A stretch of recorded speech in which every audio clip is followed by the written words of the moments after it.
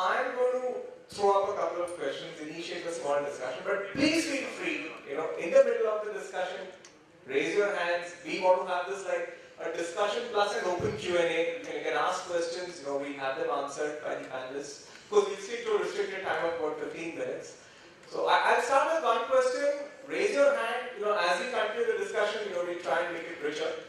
I remember since we're talking of financial inclusion, and we're talking of even remote areas, but one very common problem, which at least existed a couple of, now I'm not a banker, so excuse me if I'm ignorant, which at least existed a couple of years ago, I don't know if it exists today, is assessing the credit worthiness.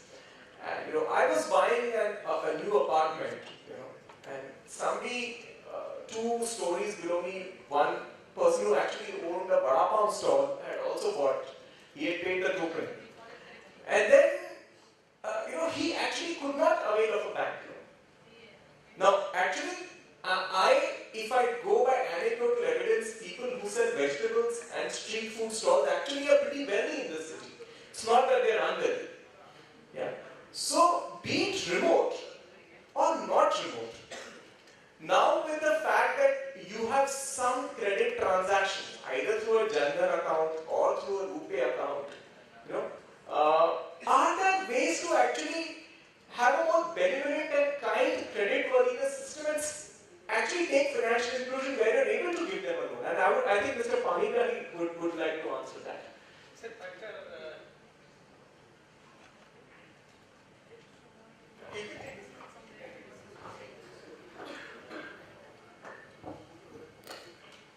The issue is creation of demand. How demand is to be created. It's not a supply-led inclusion. It's a demand-led inclusion.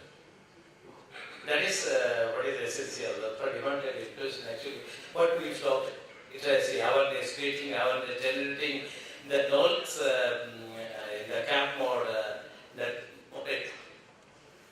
So creation of demand is very, very important in this economy. If we speak of financial inclusion, and getting the people closer to any sort of thing, it may be credit, or it may be insurance, or it may be remittance. I would ask Mr. Seshadri, do you think the fact that now the ATMs and RuPay cards, are generating this whole host of transactional data is getting created, this person, especially post demonetization. So much money went into this account, so much money has come out. Do you think that forms a case for financial inclusion with less securitization? I mean, then people don't really need to offer a lot of collateral security. The transaction history built up itself, as Porfios would suggest, qualifies them to get that wonderful SMS saying, please come and apply for a loan. You think that transaction history is good enough? What can be the logical outcome of growth of all this data getting accumulated? Sorry. See, I believe there's a lot of traction happening in the Jan Dhan Yojana as well as the RuPay cards. Today, if you see the RuPay transaction have grown tremendously. What it was to do earlier with few million transactions. Today, collectively on the Publicita Bank network, the transactions have grown tremendously. Which means to say that the tractions gives us an indication that there is a amount of credit available. People are using the credit to make transactions, and the growth is happening. So, if you look at our own transactions, see, APS is a model of what is called a pay per use. It is a transaction model on the ATM. We used to get only 15 to 20 transactions in the earlier years of 13 and 14. Today, if you see our transaction per ATM in the rural, I'm talking about places like Gadchiroli in Maharashtra, which is actually a home for Maoist things. Where we have put up ATMs. It's a challenging place where we put up ATMs because we have to pick up cash almost 80 kilometers away. And the transaction now today stands at 40 to 45. So there is a threefold 40 to 45 transaction we take. So there is a threefold transactions, 3 times the transaction improvement happened. which means there's a credit has picked up. The people have started using the money for good, for agriculture, for buying goods, services, labor. So there is a growth, and I believe still there is a long way to go, including on the availability of terminals. I'm saying it could be ATM or it could be any other touch points, we call it gain points. And as I say, example of just 1/5 of cards only available, rural plays a large penetrations to go. So there is still scope for transactions and an increasing trend in the years to come. Yeah, please. There are security issues are still.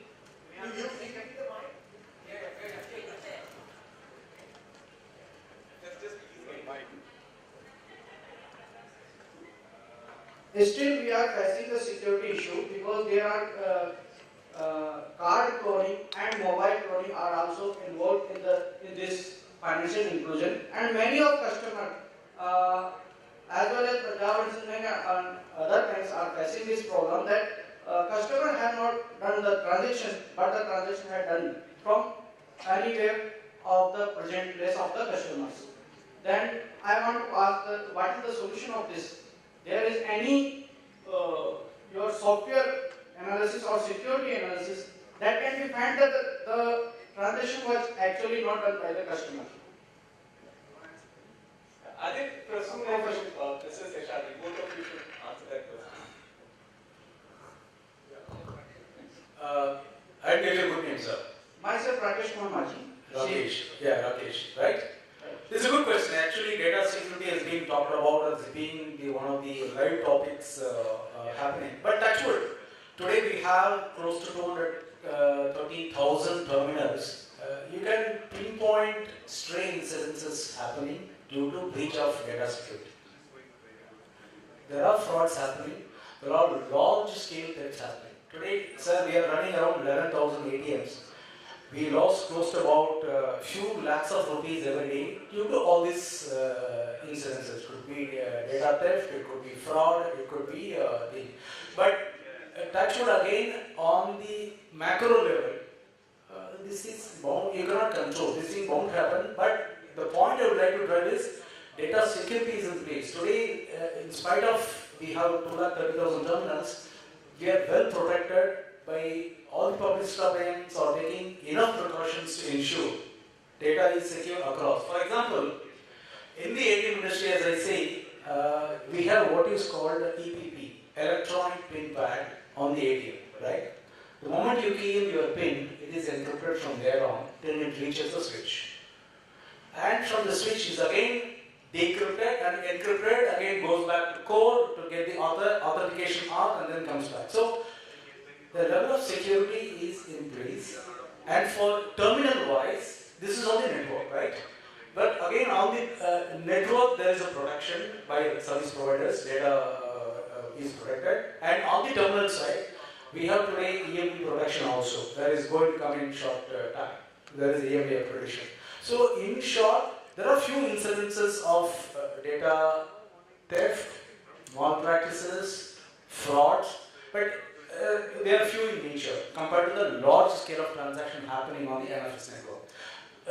To cut short the answer to your query is, we have taken enough precautions both as a service provider and as from the bank side. I can say, touch wood, we don't have any major crisis so far, but in few incidences, we have full protection data security in place. Things do happen, and we have to get into the details to point out or fingerprint that the fault is with the customer. There are part dispensation happening. There are enough people in ATM who does the fraud. They do the part dispensation but claim the full amount. So now we are doing the technology. We are putting videos everywhere, outside, inside ATM is everywhere, outside the ATM, to find out that it only picks up part currency from the ATM and claims for the full amount that has been debited. So whatever. So there are precautions happening. We are also gearing up with technology. Things do happen on a security level, several breaches, but we have enough things in place. I can assure you. Lucidly speaking, actually every transaction needs to be through a registered device.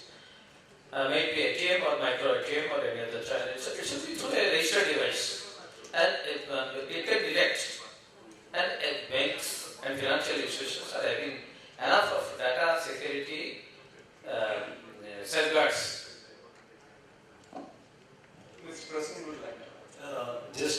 augment that a bit.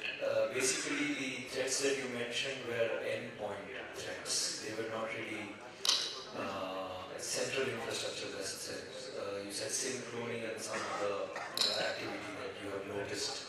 Now, endpoint threats really need to be addressed in a completely different manner. They are not similar to the same threats that you would typically get on a central infrastructure. Having said that, to be very honest, we as a security company operating in India for the last 30 years or so, we have observed a very different trend in particularly our region, SAARC region, as compared to other developed economies existing elsewhere. Typically, we tend to take security at an afterthought. Either it needs to be justified significantly by business, which means that security should be a significant contributor or a revenue generator in the business, or B, it is either mandated or compliance or factors in the law somewhere. That is not what we have observed elsewhere. It is not an afterthought or an enforcement of any sort, or looked at as a revenue generator. In fact, if at all it is considered to be something, it is considered to be a business enabler in most of the developed countries, which means that even if 1% or 2% of threats exist in an ecosystem, there is enough investment done to root out that threat completely so that trust and reputation in that system can be maintained. Unfortunately, our experiences here have been a little bit different. But again, who knows what is right and what is wrong, right? Yeah. Maybe we are right and the rest of the world is wrong. We are growing and maturing along with the process. So, any questions? You can take the mic to that gentleman. Yes. Yeah, I would like to know from Mr. Prashur, although we thought that biometric or the fingerprint system is the secure one, better than the card. But of late there are reports that through fingerprint there are a good number of frauds. I would like to know if there is a way out to that too from the biometric devices which are migrated, which are encrypted forms. What is the way out for that? Just a minute. Shiva, was your question similar? Okay, we just come. So, essentially, in the entire gamut of biometric systems present in India, there are essentially, that can be classified into two categories. One is regulated, another is unregulated. Now, regulated is typically that comes under those that fall under the Aadhaar or UIDAI ecosystem. So, any and every biometric system that adheres to Aadhaar specification has to go through multiple compliances. So the devices themselves have to go through an SEC compliance where those devices are actually analyzed properly. There is a penetration testing done on those devices. Plus there is a registered device concept which allows Aadhaar to ensure that only authenticated, verified, certified devices can take biometrics as an input. And such biometric transactions can be verified only by Aadhaar ecosystem and not by anything else. So this comes under the regulated authentication application scope. Now, whatever application integrates with the Aadhaar ecosystem and accepts biometrics and authenticates to Aadhaar are, to our opinion, very much well protected, because the Aadhaar controls that ecosystem straight from the endpoint to the last mile where it's implemented at the back end. However, there also similarly exists an unregulated scope of application who do not use biometrics as per Aadhaar, who use biometric authentication but they have their own authentication system, own software, and this resides. You can take a look at any attendance system. I have an attendance system in my organization that accepts biometric. It is not Aadhaar biometric, it is just somebody's implementation of biometric.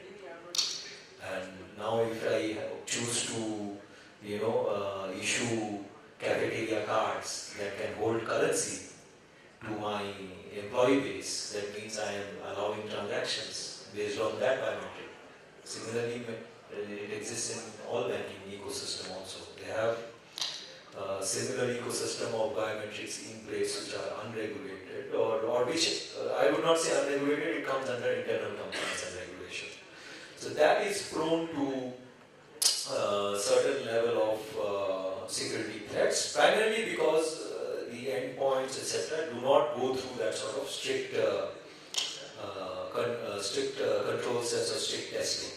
I think since our country is fortunate enough to have such a well-regulated system already in place, there is no reason for having another system side by side, to be very honest. So I think the thing that needs to be done is essentially to migrate slowly from your personal implementations to the well-regulated system. Yeah.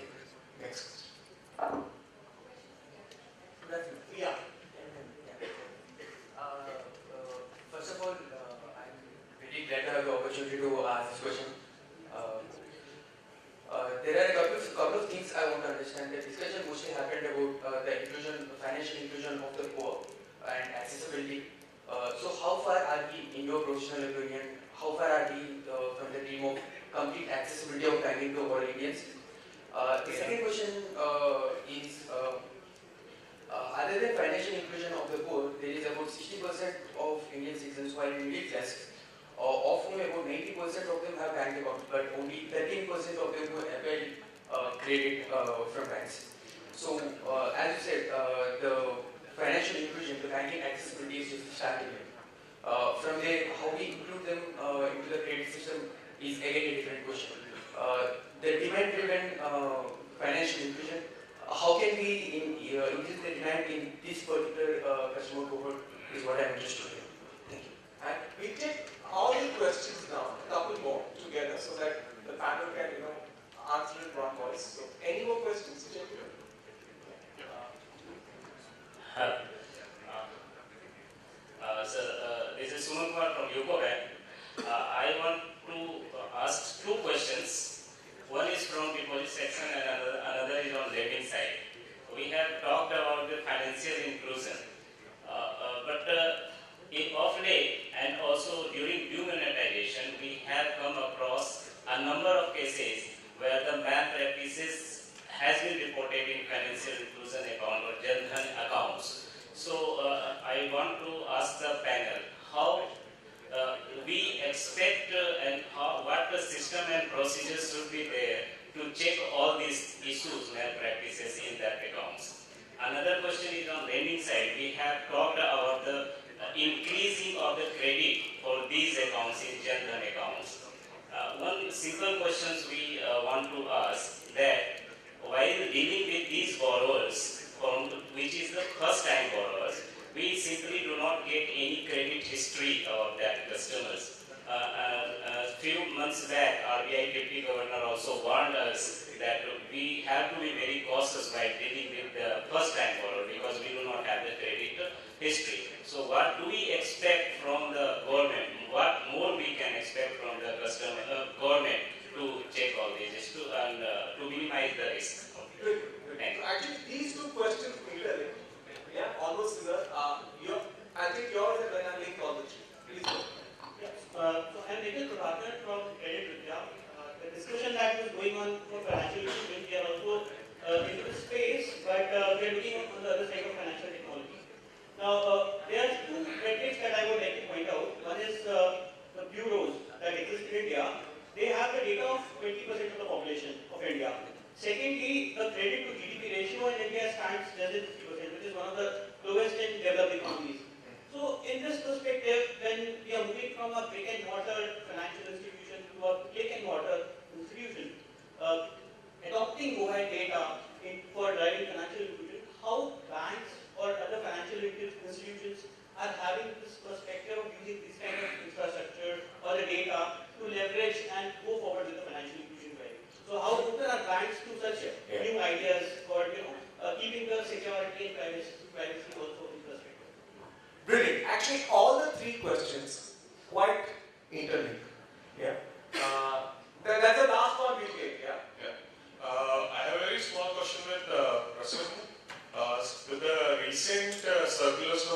IDI.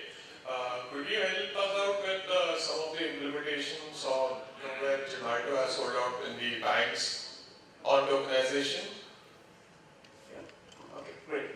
So before we go to Prasoon and the panel, I think we'll quickly link that's one question, and these three quite similar. Basically, all three of them are asking, how do you, in the absence of good data, assess the creditworthiness, ensure that more people are getting credit, and if it's going to be mobile data, how are you going to use that to ensure the creditworthiness of person? Basically, some black box, but you need to enhance the access to credit. How do you do? I think banks should answer that because as a technology company, definitely we Let me answer. Initially, that is a very good question. But suppose we don't know the credit history, then how you go to it? But the question is, if you do not give the loan, how the credit history will be created? First, you have to attempt. You cannot say that they do not have the credit history, we will not lend. On the basis of the limited data, we can start with a limited amount, lower amount. And if the customer is using for the productive purpose, gradually it will move from the lower side to middle side to higher side. And accordingly his credit history will go up, it will increase. The PMWY account was initially for the 5,000 OD facility.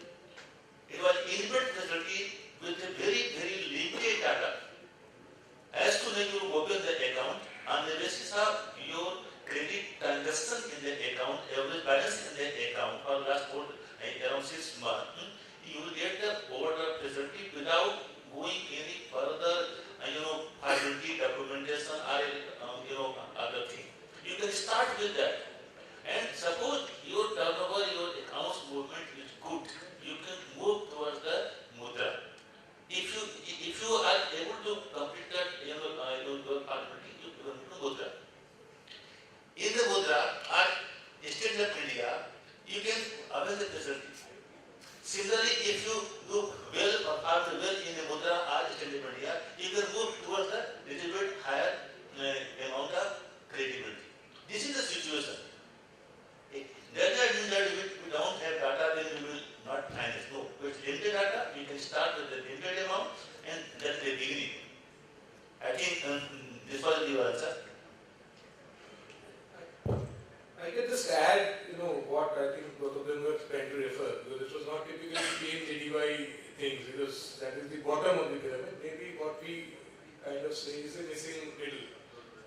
The slightly upper, economically weaker but upper segment, and then comes the higher, which has the data, which you perfuse can give a statement and you can analyze that. So that is where a lot of work is being done across a lot of NBFCs, FIs and banks, I'm sure, is the how to extract the data which is available by visiting or by analyzing a particular transaction of a say shop and making it into data which becomes digital later on. So it is actually more fintech. So we know of a lot of clients, a lot of companies who are into this fintech business who are converting these data points of a particular small shop or a small micro SME into digital points, which finally gets into a bank for appraising. They would not have a credit history, but that's how they start the credit history. Maybe some first loan gets in, and then they get into the banking system, and then the next step of having all the data at the credit bureau. Credit bureau will only come once you have lent. So that is what the missing thing is there. A Vada Pav owner does get a loan by this.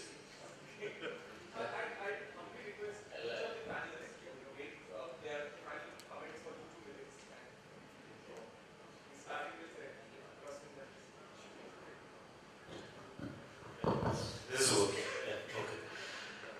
First, I'd just like to simply address that question. Maybe we can take the details offline, but essentially, Aadhaar circular and its implementation of tokenization is from a technology standpoint, really simple. It's not that complex. If you, I don't know if you are looking at the details of the implementation or what we have done all across, but we can definitely share those details. It's being implemented in many reputed organizations. At an endpoint, essentially, what I would like to say is, we have spoken about data privacy, we have spoken about security as a whole within applications. As of now, a lot of security best practices are being followed by the existing ecosystem of applications and solutions which are being used within financial inclusion and beyond. However, as we mature into a more developed economy and these services start growing more and more, and acceptance of these services are increases, there is a need to constantly rework on the implementation aspects and ensure that whatever comes under the IT Act of India is at least at a baseline followed all across the board. Right? Thank you. One question is remaining. You asked about demonetization. My friend wanted to know the use of issues of banking channel in demonetization. Actually, PMJDY accounts, there are two groups of accounts. One is BS, that is small account, and another account that is BS. Technology and automation that plays a very vital part. So it is detectable. BS channel cannot be misused because there is a limit. If there is a breach, if any bank or financial institution has done for a breach, then only the misuse is there. It's the institution related, not individual related. Then BS, they can override. And then still, it is a matter to be detected under FIE, Financial Intelligence Unit. Of course, banks play a vital role in detecting all these things. Absolutely clear.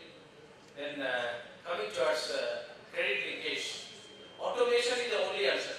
May be partnering with business correspondent model, BCs, or partnering with the fintechs.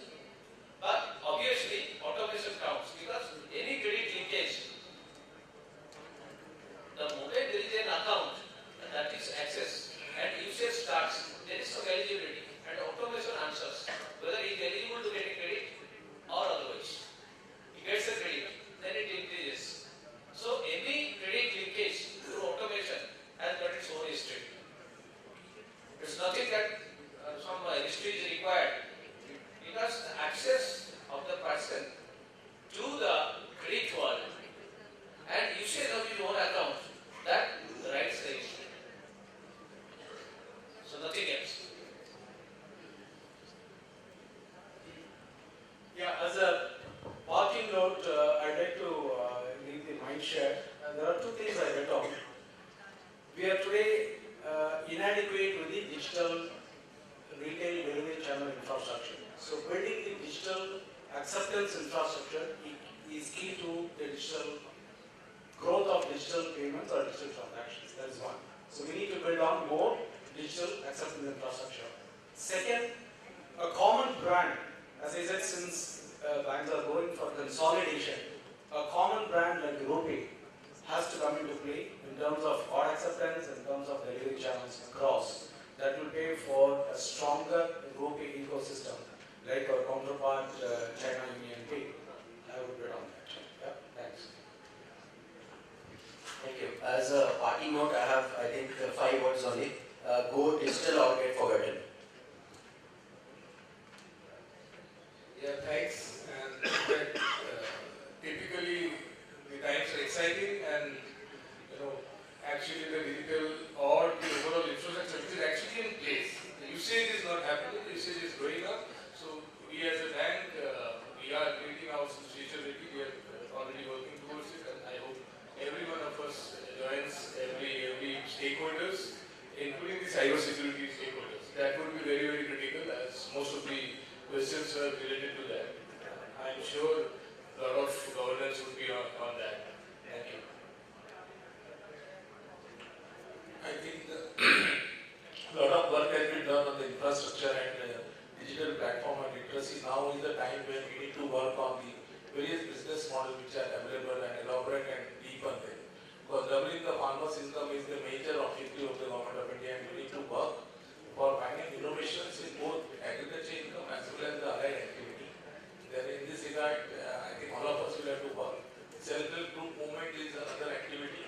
Value chain financing from top to bottom and export potential tapping and inter-regional marketing of the product and services produced in agriculture and in the cities. I think we have to all work there only. There will be credit offtake. Otherwise, we will be only creating consumption expenditure and consumption financing.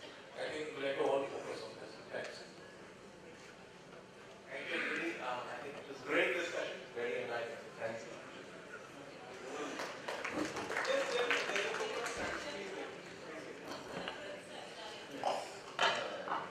Token of thanks and appreciation